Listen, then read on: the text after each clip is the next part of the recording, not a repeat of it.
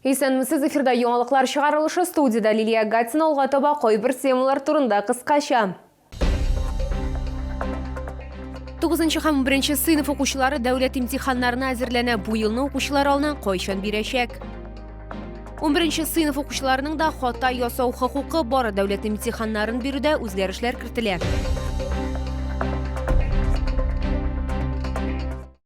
Быел 9 сыйныфны 6000-нан артык укучы тәмамлый. Алар барысы да рус теле һәм математикадан мәҗбүри имтиханнарны тапшырырга тиеш. 11 сыйныфларга бердәм дәүләт имтиханнарын бирергә кирәк булачак. Ул вакытыннан алда төп һәм өстәмә этапларда үтәчәк. Тулырак алдагы материалда. Шәһәрдә быел 9 сыйныфлар узган елга караганда 1000-гә күбрәк алар рус теле һәм математикадан мәҗбүри сынау тапшырачак. Сайлап бирә торган имтиханнардан иң популярлары булып информатика, җәмгыять белем һәм география тора. Шулай ук физика һәм биологияны бирергә теләүчеләр саны да арта. Периоды проведения государственной итоговой аттестации для 9 классов досрочный с 23 апреля по 21 мая, основной с 21 мая по 2 июля. Также есть дополнительный, он с 3 по 24 сентября. Значит, первый экзамен для 9 классов в основной период состоится 21 мая, это будет у нас иностранные языки. Наиболее массовые это 3 июня русский язык, 6 июня математика.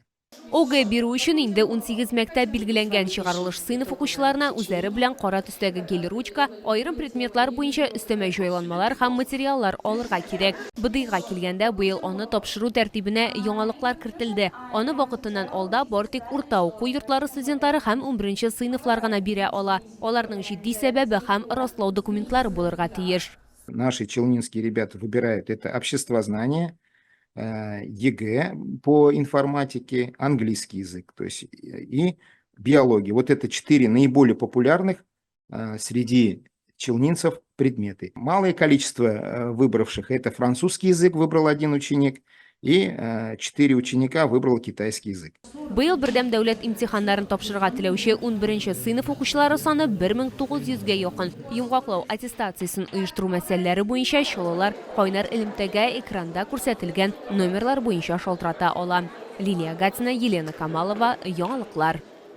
11 сыйныф укучыларының да хата ясау хокукы бар. Алар бер фән буенча бердәм дәүләт имтиханын яңадан тапшыра алалар. Әгәр дә алар начар язса һәм үз көчләренә ышансалар, алар яхшырак булырга мөмкин. Бүген безнең төшерү төркеме 56-нчы мәктәптә булды. Без укучылар белән аралаштык һәм аларның яңалыкка карашларын белдек. Бүген Ангелина Бирюкова химия буенча сынау имтиханы язды. Киләчәктә 11 сыйныф укучысы медвузга керергә планлаштыра. Хирург яки инженер булырга планлаштыра. БДИны бер предмет буенча яңадан тапшыру мөмкинлеге барлыкка килүе аны шатландыра. Я считаю, что вот эта вот возможность пересдать один из экзаменов – это как большое преимущество. Почему? Потому что первый экзамен ЕГЭ, например, у меня это химия, человек очень сильно волнуется, сложно справиться с этим волнением, и на второй раз, я думаю, все получится. Әмма Ангелина барлык имтиханнарны беренче тапкырдан тапшырырга өметләнә. Бу хукук күбрәк ышаныч һәм тынычлык бирә ди 11 сыйныф укучылары.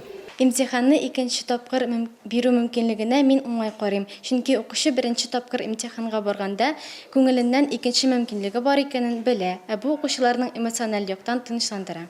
Укучылары өчен укытучылар да шат. Аларның сүзләренчә, һәркемнең элек мәктәп укучылары ия булмаган хатага хокукы бар. Бу миндә зур өметләр тудырды. Миндә генә түгел, балаларда да. Алар ничектер күңелләреннән сөенеп, ныграк әзерләнә башладылар. Әлбәттә, алар инде икенче тапкыр экзамен бирергә барырлар дип уйламыйм мин. Чөнки без әзер. Икенче тапкыр имтихан бирергә мөмкинлек булу минем өчен балаларны тынычландырыр дип уйлыйм. Чөнки алар экзаменга барганда борчылачаклар. Әгәр дә аларның күңелендә инде уй булса, аларның икенче тапкыр бирергә мөмкинлекләре бар дип, алар тынычланыр. Имтиханнарны тапшыруның вакытыннан алда этабы 22 мартта башланды. Ул 12 апрельгә кадәр дәвам итәчәк. Төп этап исә 23 майдан 2 июльгә кадәр булачак. Лилия Гатина, Эльмира Гайнетдинова, Сергей Вильданов, яңалыклар. Ertaga izgi Ramazan ayının 13-nji күні сахар ашауны түнгі 3 сағат 15 минутта түгәлләргә кирәк. Авыз ачу вакыты 17 сағат 51 минутка туры килә.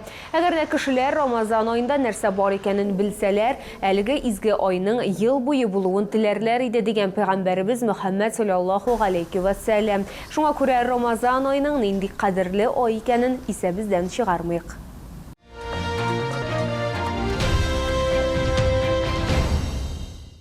Яршолда Белоруссия Оякимы сәүдә күргәзмәсе үз эшен дәвам итә. Хатын-кызлар һәм ир-атлар өчен модельләрнең яңа язгы коллекциясе барысында сөендерәчәк. Табигый күннән аяк киемнәре үзәк сәүдә үзәге элекеге балалар дөньясы бинасы адресы буенча урнашкан. Яңа язгы коллекцияның киң ассортименты һәм арзан бәяләр сатып алучыларны гаҗәпләндерәчәк. Табигый күннән эшләнгән сапоги, ботинкалар һәм ярым итекләр югары сыйфатлы булу аркасында сезне берничә сезон сөендерәчәк. По бокам с обеих сторон тут расположены две молнии для удобства при надевании и снятии в момент, если ноги оттекли в процессе ходьбы. Также посередине расположена шнуровка для подгонки под любой подъем ноги. Стелька имеет анатомические упоры по бокам для удержания стопы равновесия, чтобы ножки не болели. Бастырылган йомшак күн анатомик платформа уңайлы һәм җиңел аслык бу сыйфатлар аркасында аяк киеме буыннарга авырлык тудырмаячак. Сату күргәзмәдә теләсә кайсы сезонга аяк киеме алырга мөмкин. Ассортимент очень большой. В общем, понравилось. Очень удобная и легкая обувь. Широкая и подъем такой высокий. Это очень удобно. Белоруссия аяк киеме күргәзмәсен Муса Җәлил проспекты 55Б үзәк сәүдә үзәге элекеге балалар дөньясы адресы буенча табарга мөмкин. Камчатка балыгы һәм улдыгы ярминке күргәзмәсе шәһәр халкын сөендерүен дәвам итә. Балык деликатесларының зур ассортименты беркемне дә битараф калдырмаячак. Продукцияны 23 мартка кадәр на Пушкинской сәүдә үзәге Сөембикә проспекты 51 адресы буенча сатып алырга мөмкин.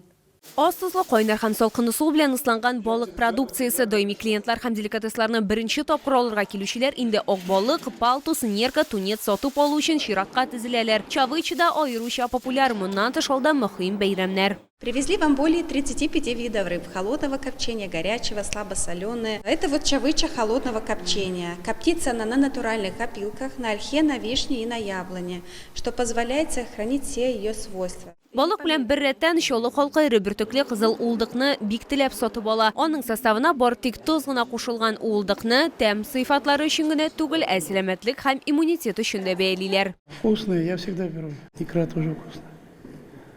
Тоже беру. Раз в месяц беру. Завтра еще у дочки 45 лет. Вот ей гостинца повезу. Пускай полакомится. В месяц раз прихожу. Потому что детки есть, внуки есть, сама уже в возрасте. Белорыбицу беру, вот часто белорыбицу лучше беру. Мне больше это нравится. Чавычу пробовала, очень вкусные. Там и омега, и все есть, содержит. Все полезно. Как они приезжают, мы всегда с дедом берем. А как икра вам на вкус? Вот как... Ой, очень вкусная. Она прямо вот во рту тает. Больше никакого вообще не покупаем. Камчатка деликатесларын 23 мартка кадәр на Пушкинской сәүдә үзәге Сөембикә проспекты 51 адресы буенча алырга мөмкин.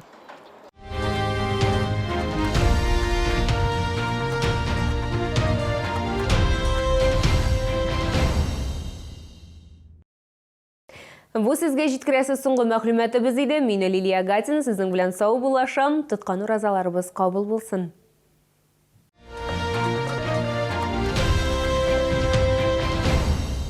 Это свершилось! Камчатские деликатесы в Челнах. Цены от производителя. Чавыча, красная икра, белорыбица. С 18 по 23 марта. ТЦ на Пушкинской, 45-й комплекс. Мы сохраняем красоту, прочность и долговечность дуба для вас и вашего дома. Аримекс. Сталые стулья из массива. Московский проспект, 161. Дом мебели.